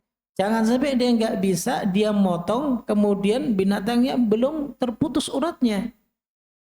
Sehingga kalau belum terputus uratnya berarti dia belum mati. Kalau belum mati, dia sifatnya hanya terluka. Kita biarkan saja, lalu setelah itu dia mati, berarti dia mati tidak di atas penyembelihan. Sah nggak dagingnya? Halal nggak dimakan? Nggak halal. Ya. Makanya kalau misalnya ada mungkin di antara kita yang ya saya kan sahibul kurban, Zat. Memang yang afdol adalah sahibul kurban yang menyembelih sendiri. Kalau dia berani dan dia tahu. Artinya paling dia tahu lah mana yang harus dikorok, yang di bagian mananya yang harus dipotong. Nah, ada kan dia misal motong kok ternyata masih berdiri bangun. Ternyata uratnya sini belum putus. ya maka secepat mungkin dia tangkap lagi, lalu kemudian dia sembelih lagi yang kedua, maka itu sah.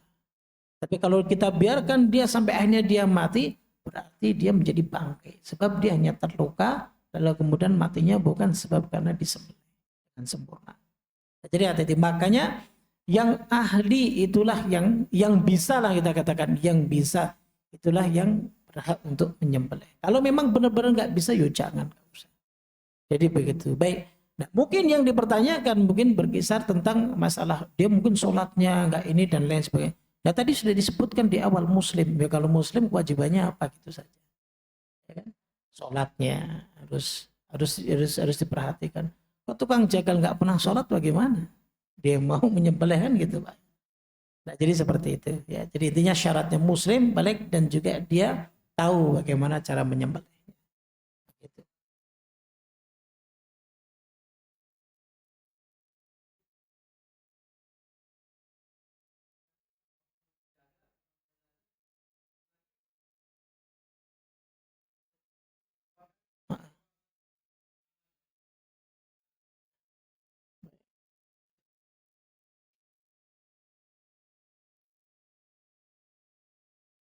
Baik, sebenarnya menyebutkan itu kan tujuannya kan untuk membedakan antara ini sapi milik kelompok A dan ini sapi untuk kelompok B. Seperti itu kan ketika di awal disebutkan begitu. Nah, sebenarnya untuk menyembelih sang penyembelih itu harus tahu itu milik siapa, kan seperti itu. Jangan sampai dia enggak tahu ini untuk siapa. Meskipun sembelihannya sudah cukup dianggap sah ketika dia mengucapkan bismillah dan bertakbir Allahu Akbar. Tapi sang penyembelih juga harus tahu ini adalah sapi milik siapa, seperti itu. Karena di antara salah satu, dan ini sih bukan wajib, bukan menjadi kewajiban, tapi salah satu di antara sunnahnya adalah menyebutkan ya sahibul kurban sebagaimana yang Nabi SAW lakukan. Hadza minka walaka. Ini darimu ya Allah dan ini untukmu. Allahumma taqabbal minni wa min ahli baiti. Ya. Kata Nabi, ya Allah terimalah ini dariku dan dari keluargaku.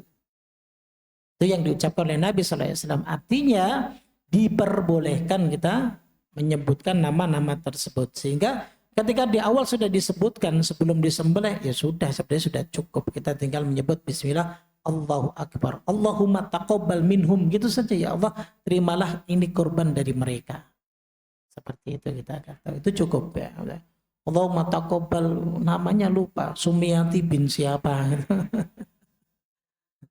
Lupa. Sebenarnya bagi yang berkorban sudah sah. Karena kan mereka sudah mengeluarkan biayanya untuk itu. Tapi jangan diribetkan dengan kalau memang kita nggak bisa ini, ya diucapkan dari awal saja. Kemudian kita sembelih, kita ucapkan bismillah, Allahu Akbar, Allahumma taqabbal minhum. Seperti itu.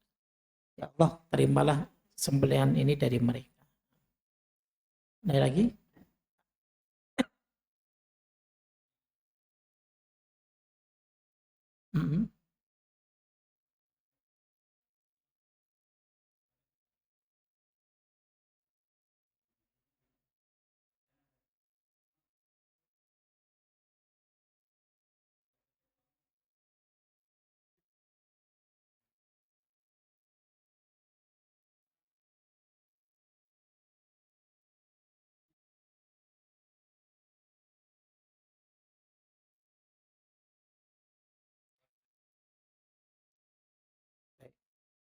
Pertama, ya jawaban agak nyeleneh saya sih Pak. Kan cuma wacana Pak. Gitu. Mudah-mudahan tidak terlaksana. Karena begini, karena gini, menyembelih korban itu kan syiar. Syiar. Kalau seandainya misalnya ini, kita berikan kepada Basnas. Lalu kemudian semua nih masyarakat kita berikan kepada. Lalu syiar-syiar yang ada di wilayah kita sendiri jadi nggak ada. Karena yang berkorban dan lain sebagainya. Ya kan? Padahal kita tahu bisa jadi di sekeliling kita juga banyak orang-orang yang susah dan lain sebagainya. Ya kita tidak mengatakan bahwa Basnas itu tidak mengetahui objek-objek yang berhak untuk menerimanya kan. Kita tidak mengatakan gitu. Tapi sebenarnya yang lebih tahu adalah ya kita sendiri di sekitar kita. Gitu. Bahkan tentunya yang tadi saya katakan yang lebih afdal kalau memang di sekitar kita ada yang membutuhkan, ya lebih baiknya lebih afdalnya kita berbagi dari orang-orang yang di sekitar kita dibanding yang lain. Seperti itu. Makanya kata Nabi Shallallahu Alaihi Wasallam apa? Hadisnya kalau salah saya bisa dibetulin. Ya.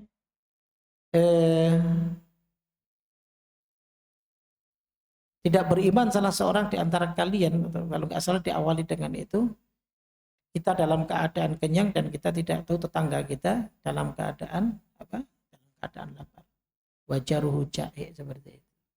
Dan kita yang lebih mengetahui ya, sehingga tentunya syiar itu harusnya ada di daerah masing-masing. Gitu. Sebenarnya ada kalau dari sisi positifnya ada.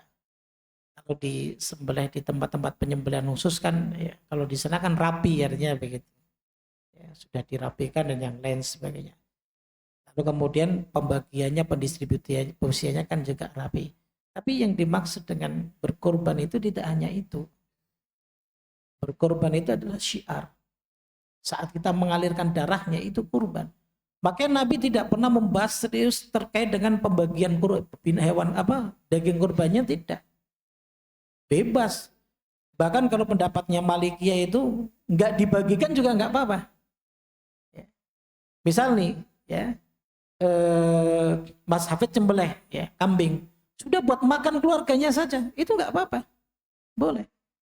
Karena yang dimaksud berkorban di sini yang penting mengalirkan darah, ya, dan menampakkan syiar Islam pada saat itu. Jadi seperti itu. Ya. Sehingga ya tentunya menampakkan ya, syiar Islam di setiap tempat masing-masing itu tentunya lebih afdal dibanding digiring kemudian dimasukkan ke tempat penyembelihan khusus. Jadi nggak ada syiarnya sama sekali seperti itu. Karena yang Nabi lakukan dulu bahkan menyembelihnya itu di musola, tempat di mana Nabi Shallallahu Alaihi Wasallam dan para sahabat itu sholat Idul Adha. Terus setelah itu beliau menyembelih di tempat tersebut.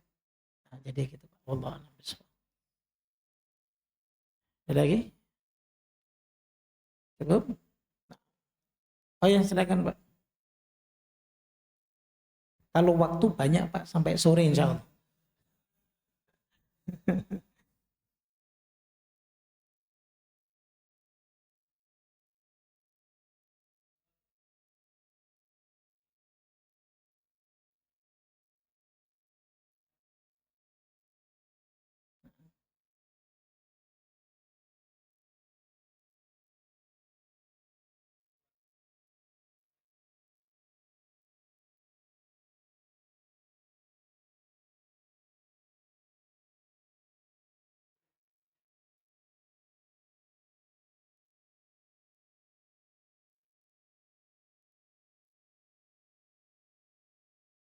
Baik.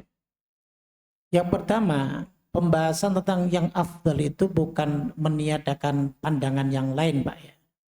Makanya bahkan tadi saya sebutkan ya, ada dua pandangan yang menyebutkan pertama bahwa yang afdal itu berurutan mulai dari kambing terlebih dahulu. Ada pandangan yang lain yang menyebutkan yang afdal itu adalah mulai dari onta terlebih dahulu, onta, sapi, kambing.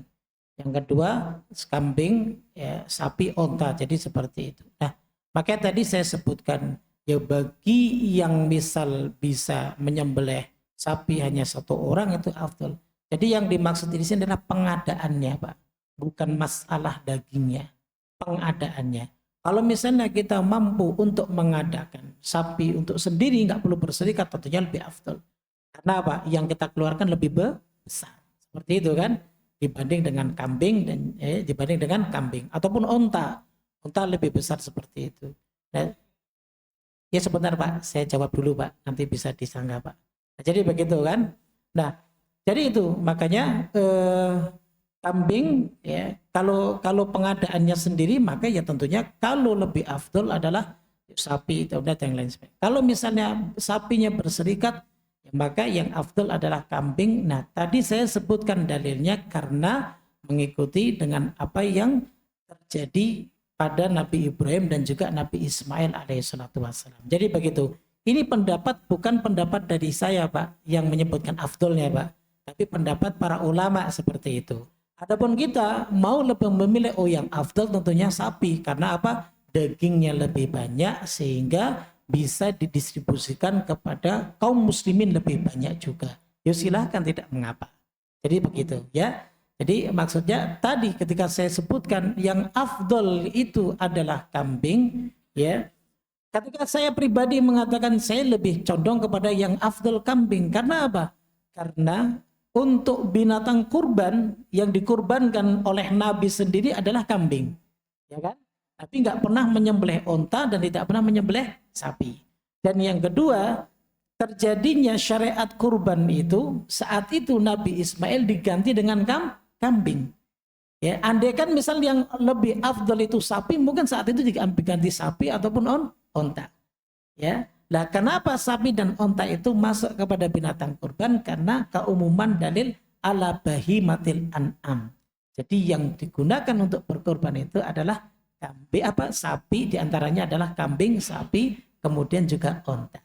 Sehingga Nabi dalam beberapa riwayat kan mengatakan begini, membolehkan kalau sapi itu berserikat 7 orang. Kalau onta itu berserikat 10 orang. Sehingga dari situ Nabi membolehkan, tapi Nabi pernah nggak ikut berserikat? Tidak. Nabi pernah nggak menyembelih 1 ekor sapi? Juga tidak. Nabi pernah nggak menyembelih 1 ekor onta? Juga tidak.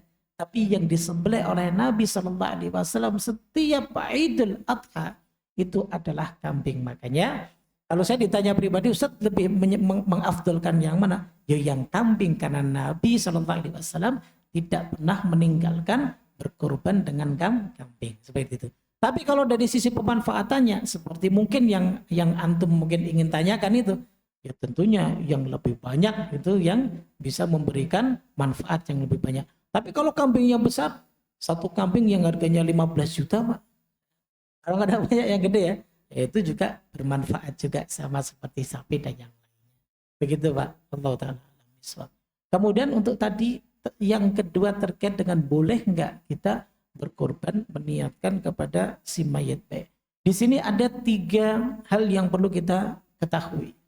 Pertama adalah bahwa sebenarnya ketika kita yang masih hidup berkorban, maka boleh kok kita niatkan ya agar supaya pahalanya itu untuk keluarga kita semua. Seperti yang Nabi SAW juga lakukan. Bahkan beliau berkorban kambing satunya untuk umat beliau. Berarti kita juga termasuk nih sudah dikorban oleh Nabi. Makanya salah satu dalil bahwa berkorban itu hukumnya tidak wajib disebabkan karena apa? Kewajiban tersebut sudah dilakukan oleh Nabi untuk umat beliau. Ada satu ya, ada ulama yang mengemukakan dalilnya seperti itu. Nah jadi begitu, sehingga mereka yang sudah wafat dari keluarga kita, entah kakek, nenek, kemudian orang tua kita, bapak, ibu, atau mungkin ada saudara kita yang meninggal, ya saudara dekat tentunya kan, misal saudara kandung, atau mungkin dari anak-anak kita ada yang sudah meninggal terlebih dahulu, maka saat kita berkorban misal dengan kambing, kita katakan Allahumma taqabbal minni wa min ahli, ya Allah terimalah ini kurban dariku dan dari keluargaku, semua baik yang masih hidup yang meninggal mencakup di dalamnya. Disebutkan oleh para ulama. Ya ini yang pertama. Kemudian yang kedua adalah berkorban untuk mayit yang dia berwasiat. Berkorban untuk mayit yang dia berwasiat, misal ada di antara keluarga kita, misal orang tua kita meninggal di bulan Dzulqa'dah kemarin. Misal pertengahan Dzulqa'dah tanggal 15 dia sudah sakit. Kemudian dia berwasiat kepada anaknya, anak nanti kurbankan ya buat bapak ketika Dzulhijjah. Seperti itu. Baik, nah sang anak itu mengorbankan mengatas nama bapaknya. Sebab karena apa? Menunaikan wasiat. Menunaikan wasiat, dan wasiat yang baik itu wajib bagi kita untuk menunaikannya jika kita menyanggupinya. Iya Pak, gitu. Kecuali kalau saya nggak punya duit Pak, itu beda lagi, ya kan? Kalau kita bilang ya Pak saya ini, berarti menunaikan wasiat itu wajib hukumnya. Apalagi itu wasiat ketaatan. Kecuali kalau wasiat kemaksiatan itu nggak boleh. Kemudian yang ketiga, seperti yang tadi ditanyakan, jadi khusus dia beli kambing mengatasnamakan misal si fulanah rahimahullah atau rahimahullah taala. Misal untuk ibu kita ataupun yang lainnya. Nah, ini jatuhnya adalah sedekah atau seperti sedekah yang diatasnamakan orang yang sudah meninggal. Nah, para ulama berbeda pendapat, Pak. Kalau mazhabnya Maliki dan juga mazhabnya Hambali, maka diterima. Boleh artinya berkorban seperti itu. Tapi kalau Syafi'iyah itu mengatakan tidak sampai pahalanya. Jadi ulama-ulama Syafi'i termasuk Imam Syafi'i rahimahullah ta'ala berpendapat bahwa wa an laisa lil insani illa ma sa'a. Kalau bukan dari amal perbuatan yang dikerjakan oleh seseorang, ya maka ya pahala-pahala yang dikirimkan itu tidak akan sampai. Justru yang mengatakan sampai itu adalah dari madhab, diantaranya adalah Hambali, Imam Ahmad bin Hambal rahimahullah ta'ala. Ya sekarang kembali kepada kita, mau berkeyakinan yang mana? Kalau kita mau, saya condongnya kepada Hambali lah untuk yang ini misal begitu ya. Kalau yang lain mungkin saya mau ke Syafi'i misal begitu. Ya silakan kan begitu. Kembali kepada mana yang kita yakini dari apa yang telah kita pelajari. Seperti itu. Berarti untuk tahun ini saya mau berkorban untuk nenek saya. Tahun besok untuk buyut saya. Tahun besoknya lagi untuk kakek saya dan seterusnya. Nah, silakan. Berarti kita berpegang kepada pendapat dan pandangannya Hambali ya. Termasuk juga Imam Ahmad bin Hambal rahimahullah ta'ala. Jadi seperti itu Pak. Wallahu ta'ala. Kerbau. Nah, kalau kerbau dikatakan ya, saya harus menisbatkan kepada ulama Pak, ntar biar enggak ini.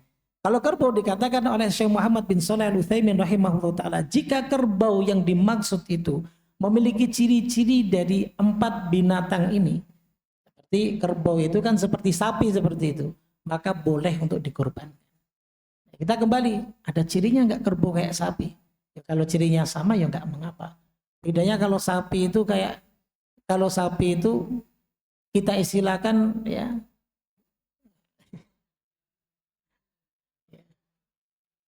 kalau orang Jawa biasanya gini Pak, sapi itu nisbatnya kepada orang pinter, kalau kerbau itu nisbatnya kepada orang bodoh kayak ke kebu gitu kan. Jadi beda kan ya. Intinya kalau cirinya sama, sifatnya sama, maka kerbau sama dengan sapi, maka boleh untuk dijadikan kurban. Begitu. Syekh Utsaimin begitu. Baik, kita cukupkan. Subhanakallahumma wa bihamdik, asyhadu an la ilaha illa anta astaghfiruka wa atubu ilaik. Assalamualaikum warahmatullahi wabarakatuh.